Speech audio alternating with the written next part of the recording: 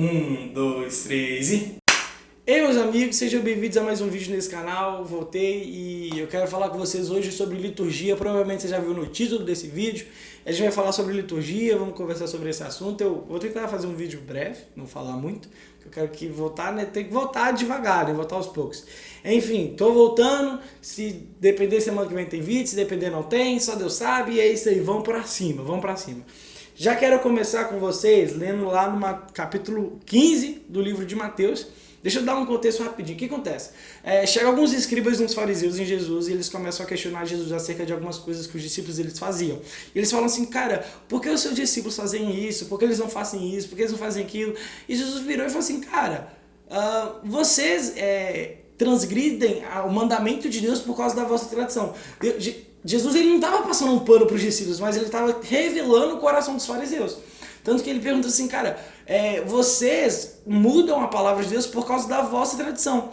E aí Jesus mete assim, hipócritas, bem profetizou Isaías sobre vós, denunciando, este povo me honra com os lábios, mas o seu coração está longe de mim. Em vão me adoram, pois ensinam doutrinas que não passam de regras criadas por homens. E aí, bicho, o trem ficou louco. Quero focar no versículo 9, que tá assim, em vão me adoram, pois ensinam doutrinas que não passam de regras criadas por homens. Vamos lá, o que é liturgia, cara? Quando a gente vai falar de liturgia, a gente tem umas pré-definições na mente, mas liturgia, a etimologia da palavra fala ação do povo, ação para o povo, ou serviço do povo, alguma coisa do gênero. E a gente vai usar muito essa nomenclatura quando a gente está falando sobre a organização de alguma coisa dentro da igreja. Então, cara, a liturgia do culto é o quê? Você chega lá na igreja, o que vai rolar? Uma oração, aí tem um período de louvor, aí tem o momento da oferta, aí tem a palavra. Depois da palavra tem um louvor, e depois do louvor a bênção e acaba o culto. Isso é uma liturgia, é uma programação. E aí tem liturgia para tudo quanto é coisa. Tem liturgia para fazer tudo, todas as coisas. Liturgia é essa programação. E aí que eu quero entrar no ponto que quando que essa programação começa a fazer mal pra gente como igreja? Aí você fala assim pra mim, mas Gabriel, como assim? Se a liturgia ela programa o culto para o culto correr com ordem e decência, como que ela pode fazer mal? Cara, eu entendi esse pensamento, por muito tempo eu pensei assim, só que nos últimos anos eu comecei a perceber que às vezes a doutrina do homem, ela começa a aprisionar a vontade de Deus. Como assim? O que acontece? Jesus ele quer começar a se mover nos lugares com graça, com poder, com maravilha, com cura, com tudo que ele tem direito. Só que a gente, como seres humanos, estamos tão presos à nossa liturgia, à nossa estrutura, que, cara, quando Jesus quer começar a fazer, a gente fala assim, Jesus, peraí, porque agora é a hora da oferta, então não dá pra começar, vamos fazer a oferta. Sabe, tipo, eu não tô falando que a liturgia é errada, não me entenda, a liturgia é correta, a igreja precisa da liturgia, o corpo de Cristo precisa da liturgia, é bom, faz bem, é saudável. O problema é quando a liturgia começa a prender o Espírito Santo. Aí você fala assim, Gabriel, como assim prender o Espírito Santo? O Espírito Santo não pode ser preso, mas eu falo de... a gente não dá espaço pro Espírito Santo mover. Luiz Hermínio, ele fala um bagulho que eu amo. O Luiz Hermínio, ele fala assim, cara, programa tudo, desde o início até o fim, deixa tudo programado, mas deixa um buraco gigante no meio, para que quando Jesus quiser entrar, ele entre e faz o que ele quer. Sabe, eu já vivi várias vezes isso em alguns cultos, em alguns lugares, e que, velho, eu dava claramente que Jesus ele queria começar a mover, às vezes em cura, em arrependimento, em milagre, maravilha. Ou Deus só queria que a gente gastasse tempo adorando Ele. E aí, simplesmente, eles falam assim, a gente tem que cobrir a liturgia, né? Lógico que eles não falam, mas tipo, a gente tem que cobrir a escala, a gente tem que cobrir o cronograma. Então faz isso, faz aquilo. E sabe, tipo... Cara, é muito importante a gente ter essa ordem, decência, esse zelo pelas coisas de Deus. Cara, isso não é errado. Mas o que se torna é perigoso quando isso se torna maior que nosso Deus. O problema é quando isso começa a governar, não o Espírito a governar. Porque eu vejo assim, o Espírito Santo ele tem que governar a nossa liturgia. Sabe, a gente pode vir lá e montar, ó galera, ó, 7h30 começa o culto. 7h50 o louvor já tem que estar no meio. 7h40 a equipe já tinha que estar toda movida. Eu vou tentar, mas enfim. 8 horas a palavra tem que estar começando. Esse horário tá muito bagunçado que eu tô fazendo, mas enfim, ó, 9h30 tem que estar todo mundo indo pra casa já, não sei o que, a gente montou a estrutura. Beleza, a gente vai chegar lá e vai trabalhar em cima dessa estrutura. Cara, glória a Deus, isso se chama ordem e decência, isso se chama cuidado, zelo pelas coisas de Deus. Mas aí entra um problema aqui quando o Espírito Santo quer mover e a gente fala assim, cara, não, eu programei, vai ser desse jeito. Sabe, é isso que Jesus ele tá falando assim, cara...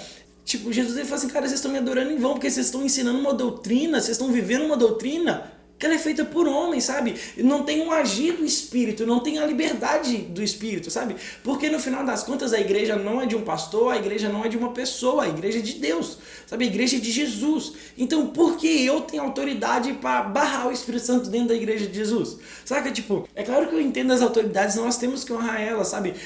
Romanos 13 vai falar sobre isso, sobre as autoridades que Deus instituiu sobre a terra e toda essa questão. Mas o ponto que eu tô querendo tratar é quando a liturgia ela começa a sufocar a liberdade do Espírito dentro da igreja, porque quando o Espírito ele não consegue mover mais, porque a liturgia ela tá tão presente, e aí a gente torna isso um problema gigantesco, porque a igreja deixa de ser nutrida na revelação, ela começa a ser nutrida na liturgia.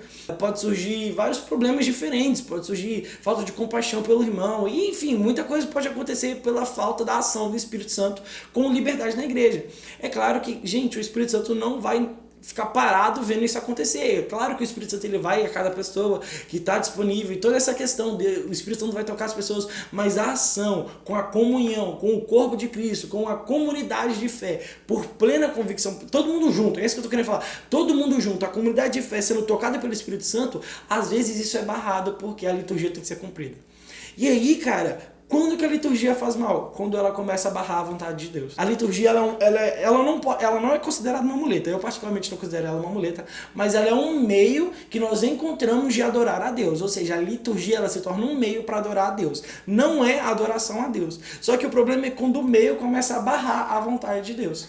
E um outro ponto, totalmente contrário do que eu estou falando, é quando não tem liturgia. Quando o povo tá nem aí falta ordem, falta decência. O que acontece? Não, vão lá e vai e faz.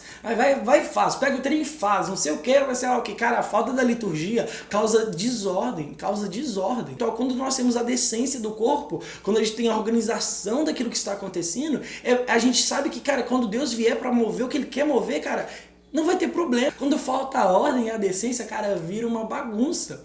E vira a mesma coisa, deixa de ser uma adoração a Deus e vira o cumprimento do desejo do homem.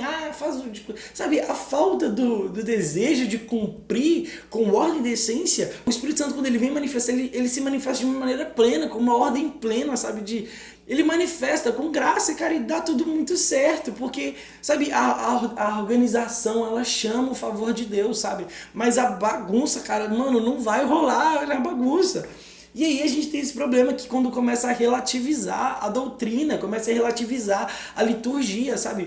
Ela não pode ser diminuída nem ser alavancada, ela tem que estar numa posição correta. A Bíblia vai dizer, se eu não me engano, em Tiago mesmo vai dizer que o Senhor não nos deu o espírito de covardia, mas Ele nos deu o espírito de equilíbrio. Ou seja, o equilíbrio consegue fazer com que a gente ande nas duas medidas, entre a liturgia e a liberdade do espírito, saca? Entre a liturgia e, cara, deixa Deus fazer, sabe? Não precisa controlar isso, sabe? Tem coisas que não estão ao nosso poder, saca? Tem moveres que não estão ao nosso controle. Eu já participei de cultos em que Jesus começa a mover algumas coisas no ambiente e fica a gente deitada no meio da pregação e ninguém pode fazer nada, porque Deus tá tocando a pessoa e ninguém vai lá. Fala assim, mano, levanta aí, porque, sabe, tipo, às vezes a gente tem que deixar simplesmente o Espírito Santo agir e o Espírito Santo fazer a vontade dele. A gente não prende o Espírito Santo, a gente não consegue colocar o Espírito Santo numa jaula e falar assim, agora você faz. Sabe, não tem como pegar e cronometrar no horário, ó, 30 minutos para o Espírito Santo mover. Deixa ele mover 30 minutos, depois a gente volta. Não, cara, não. Se o Espírito Santo quiser mover 10 segundos, ele vai mover 10 segundos. Se ele quiser mover 1 hora, ele move 1 hora. Se ele não quiser mover, ele não move. Se ele quiser mover demais, ele move demais. Enfim, a liberdade do Espírito Santo tem que ser prezada dentro da igreja. Sabe, ela tem que promover isso também, sabe? Ela tem que ensinar o que é a liberdade do Espírito, sabe? Mas enfim, você tem uma pra outra coisa. Mas o que eu queria falar é, cara, não deixa a liturgia tomar conta da vontade de Deus. E não deixe a sua desordem atrapalhar a vontade de Deus. O que eu estou querendo dizer? Trabalhe com ordem e decência, mas tenha sabedoria que quando Deus quiser mover, Ele vai conseguir mover. E não atrapalhe o mover de Deus. Uma coisa que eu sempre oro quando eu tô, sei lá, liderando alguma coisa ou algum acontecimento, se eu tô na frente da organização de alguma coisa, cara, eu sempre falo assim, Deus, por favor, não me deixe atrapalhar o que você tá fazendo.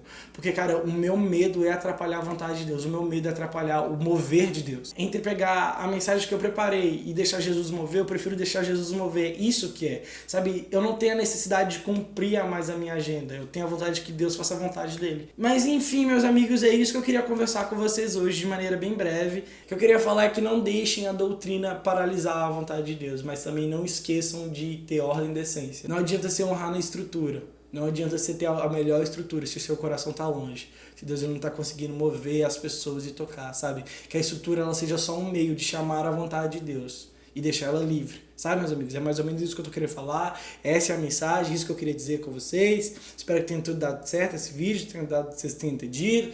Glória a Deus, obrigado por estar aqui. E vamos embora. Tchau!